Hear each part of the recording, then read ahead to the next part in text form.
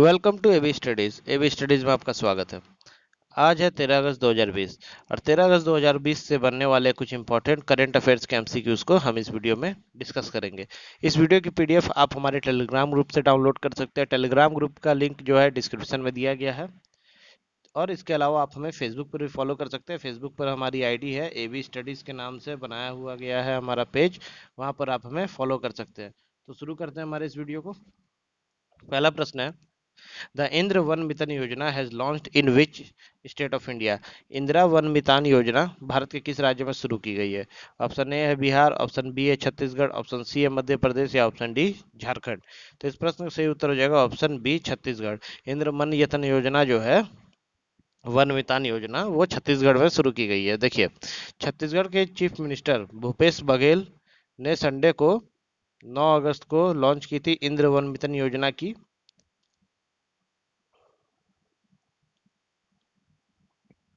जो कि है फॉरेस्ट ड्वेलर्स जो होते हैं छत्तीसगढ़ के, उनसे रिलेटेड है। उनको सेल्फ रिलायंट बनाने के लिए ये योजना शुरू की गई है।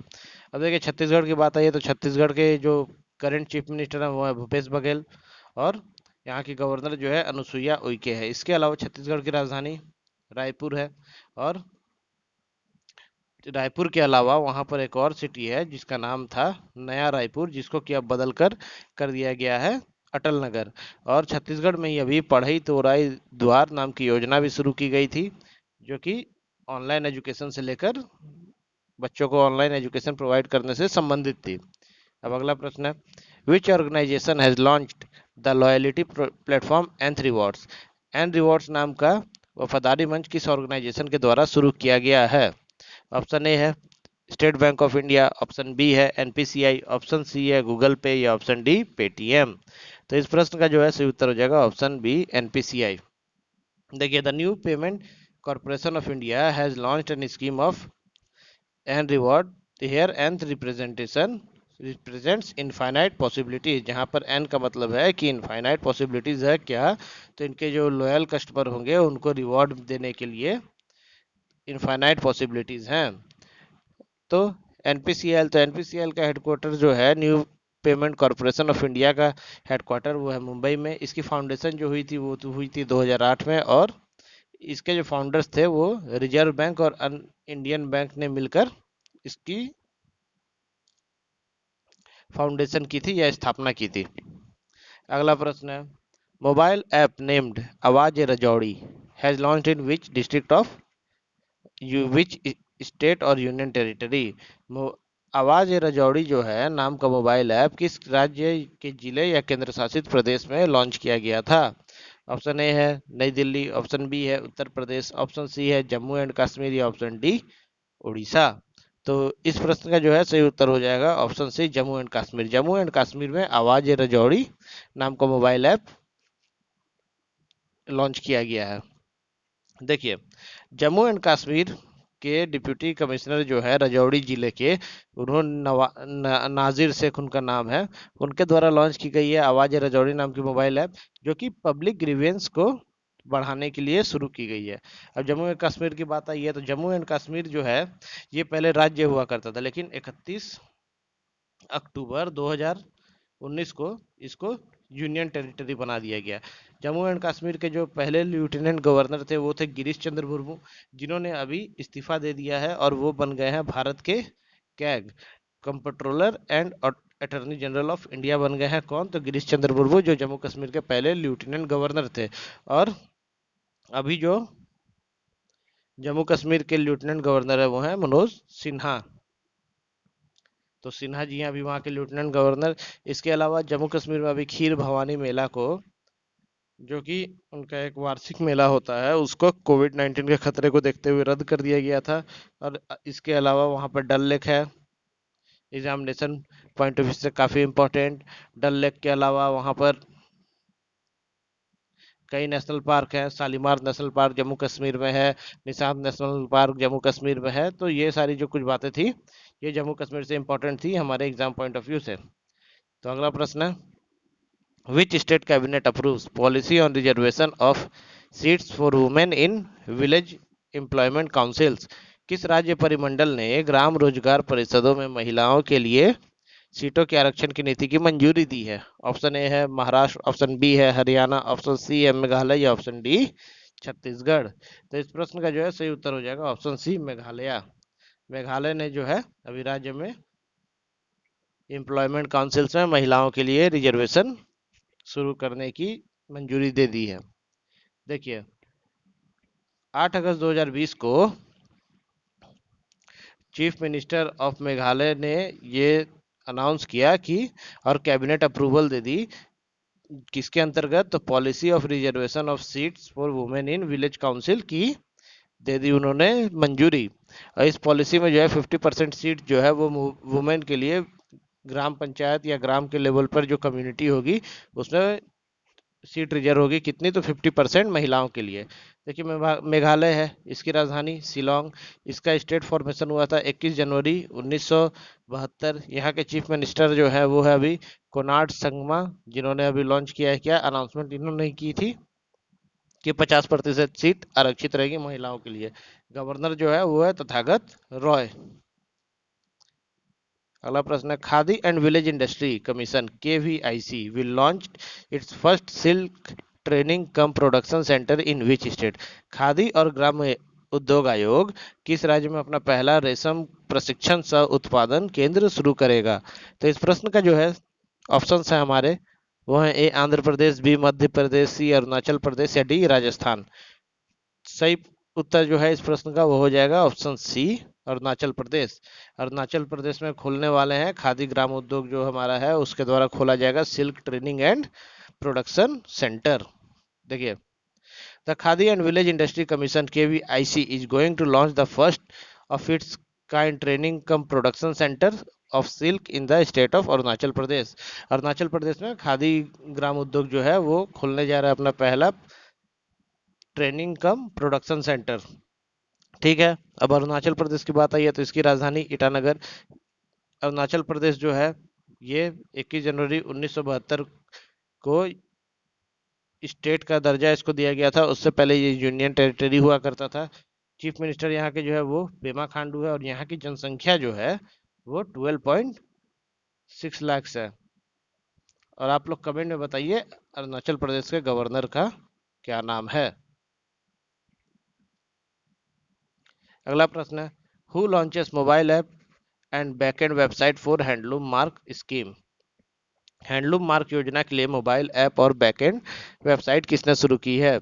ऑप्शन ए है नरेंद्र मोदी, ऑप्शन बी है अरविंद केजरीवाल, ऑप्शन सी है स्मृति ईरानी, ऑप्शन डी रमेश पोखरियाल। तो इस प्रश्न का जो है सही उत्तर हो जाएगा ऑप्शन सी स्मृति ईरानी। हमारी जो हैंडलूम एंड टेक्सटाइल मिनिस्टर है स्मृति ईरानी, उनके द्वारा लॉन्च की गई है एक मोबाइल ऐप जो कि हैंडलूम मार्कर्स के लिए इम्पोर्टेंट है, उनके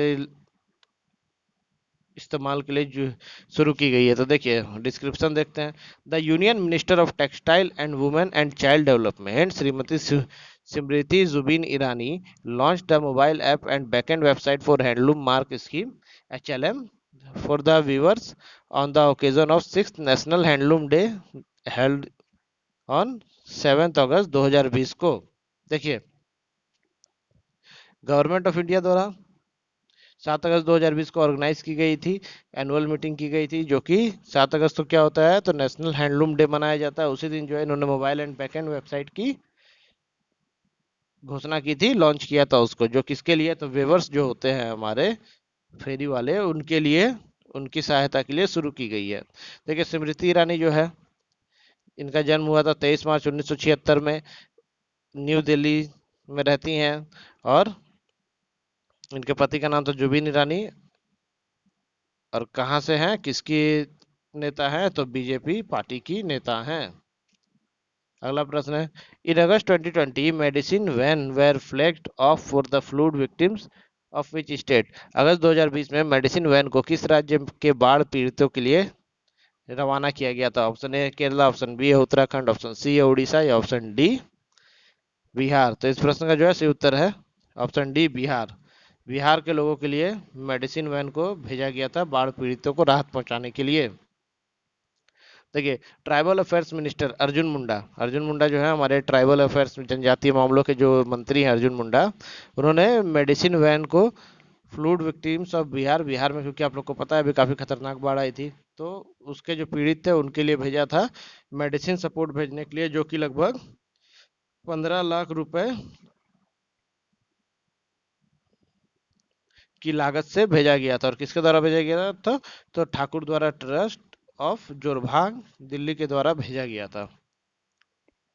अब देखिए, बिहार है तो बिहार के गवर्नर जो हैं अभी फागू चौहान है। वहाँ के जो चीफ मिनिस्टर हैं वो है नीतीश कुमार। इसका स्टेट फॉर्मेशन जो हुआ था वो था 22 मार्च 1912 ईस्वी में। और बिहार में ही जगह है बोध गया। बोध गया में क्या हुआ था? तो गौतम बुद्ध को एनलाइटमेंट की प्राप्ति हुई थी। अगला प्रश्न है, who is the head of government forms panel under R O D TEP scheme of exporters? निर्यातकों के लिए आरओडीटी ईपी योजना के तहत सरकारी फॉर्म पैनल के प्रमुख कौन हैं? Option A G Parande, option B है गौतम रॉय, ऑप्शन सी है जेके पिल्लई, या ऑप्शन डी निर्मला सीतारमन। तो इस प्रश्न का जो है सही उत्तर हो जाएगा ऑप्शन सी जेके पिल्लई।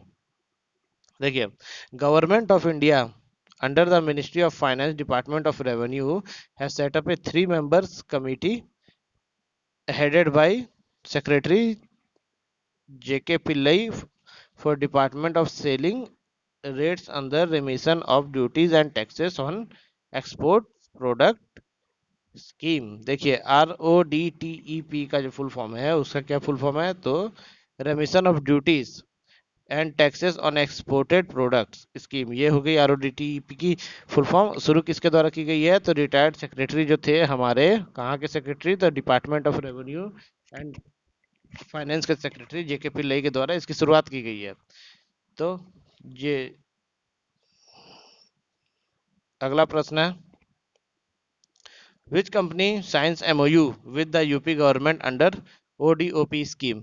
ओडीओपी स्कीम के तहत, योजना के तहत किस कंपनी ने यूपी गवर्नमेंट के साथ एमओयू साइन किया? अब एमओयू क्या होता है? तो एमओयू का मतलब होता है मेमोरेंडम ऑफ अंडरस्टैंडिंग।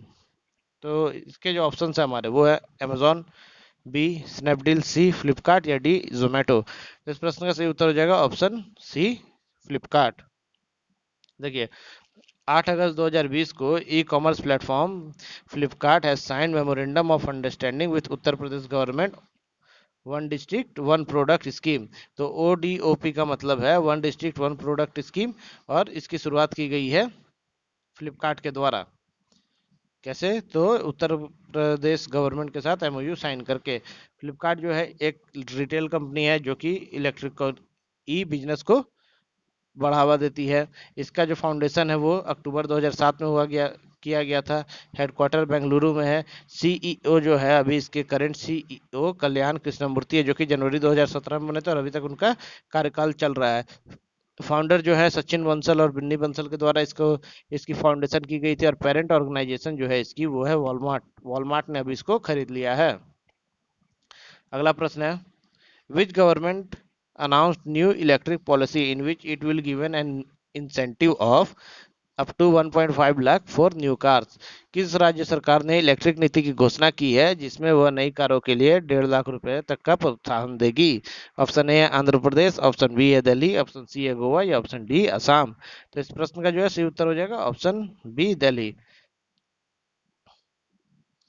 देखिए, दिल्ली गवर्नमेंट जो है वहाँ के चीफ मिनिस्टर अरविंद केजरीवाल ने ये घोषणा की है कि इलेक्ट्रॉनिक व्हीकल की खरीद पर लगभग 1.5 लाख रुपए का प्रोत्साहन या फिर छूट, सब्सिडी प्रोवाइड की जाएगी जो भी इलेक्ट्रॉनिक व्हीकल्स को खरीदेगा। क्यों किया गया है? तो क्लीन एनर्जी, ग्रीन एनर्जी को बढ़ावा देने के लिए, इलेक्ट्रॉनिक व्हीकल की बिक्री को बढ़ावा देने के लिए ये शुरू की गई है। अब दिल्ली की बात आई है तो दिल्ली के बारे में बात जान लेते हैं। दिल्ली जो है भारत की राजधानी।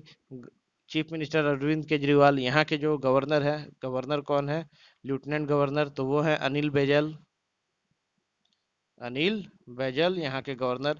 इसके अलावा अभी दिल्ली में 5T प्लान लॉन्च किया गया था कोरोना से बचने के लिए, और साथ ही साथ वहाँ के चीफ मिनिस्टर अरविंद केजरीवाल ने 5S नहीं 3S प्रोग्राम की भी शुरुआत की थी कोरोना से बचने के लिए। तो इस वीडियो में इतना ही। आशा करता हूँ आपको वीडियो पसंद आया होगा। इसकी पीडीएफ जो है आप हमारे टेलीग्राम ग्रुप से डाउनलोड कर सकते हैं, जिसका लिंक यहाँ पर दिया गया है, और इसके अलावा लिंक जो है हमारे डिस्क्रिप्शन में भी दिया गया है, वहां से भी जाकर आप हमारे टेलीग्राम ग्रुप को ज्वाइन कर सकते हैं। मिलते हैं अगले वीडियो में। Till then do like share subscribe and press the bell icon for the latest update from AB Studies. Thank you.